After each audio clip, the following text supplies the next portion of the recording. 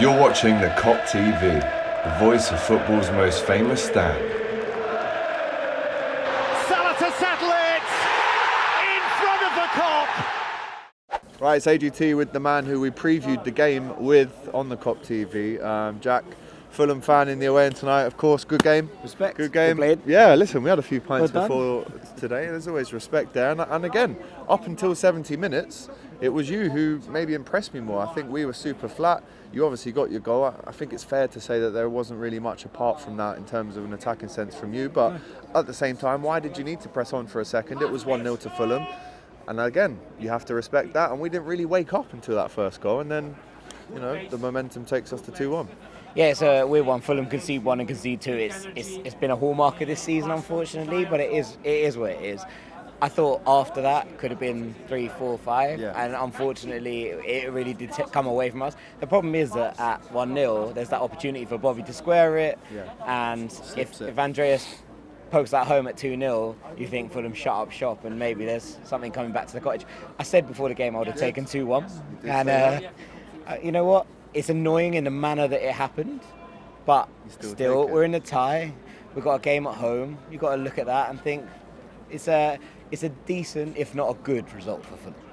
100%, I agree with you. When it finished 2-1, you were the first person I thought of, because I thought that tie is not over, and that's why, as you said, last 15 minutes when we were 2-1 up, you're just saying, go on, get a third or a fourth to really kill this off, and we didn't do that. And I think, you know, if you score the first goal in that second leg, it's going to get really tight. So maybe, you know, credit to Byrne, Leno and the defence for just keeping it at 2-1. Yeah, there were some really good saves in there. And look, I think actually up to the first goal, which I think anyone would admit was lucky.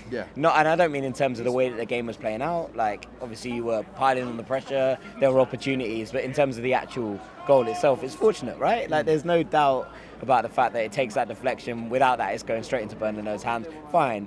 Fulham's reaction to that, to concede the second one so fast, I think is a little bit heartbreaking in some regards from a Fulham perspective. But, you know, it is what it is. I think that you have to take the good bits with the bad bits. Fulham always looked like we're going to score at least once, and whilst we weren't great, I didn't think we were great tonight, I didn't think you were great tonight. I think it was one of those games where everyone was a bit cagey.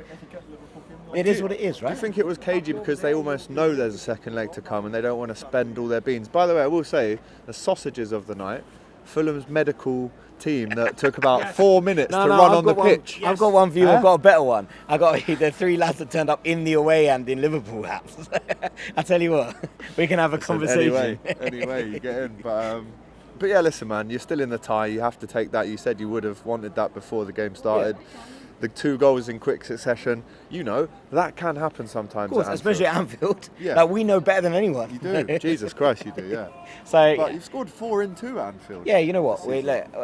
Again, it's easy to keep repeating myself, but 1 goal behind, going into a second leg at home, hopefully the atmosphere will be cooking, as opposed to, you know, sometimes when, you know, if it had been 3 or 4 of you scored those extra goals, it's very, very difficult for them to get back in the tie. At 1 behind, you can take it. You take 100%. And Liverpool fans in the comments right now, you may be kicking yourself there. It wasn't 3 or 4-1 in the end, because Fulham did do really well to stay in the game. Jack, it's been a pleasure. Always a pleasure. Having a drink with you in town today. Big up to you. You're going to see him on the Kop TV again when we play them again in a couple of weeks. And then I think we play you again in April, don't we? Who knows? So, Jesus, have a great night in Liverpool tonight. I know you love the city. I love the city. And I'll see you at the dispensary. See you soon. Thanks for watching this video, guys. I hope you enjoyed it. Please, guys, don't forget to like, comment, and subscribe to the Kop TV. The voice of football's most famous stand.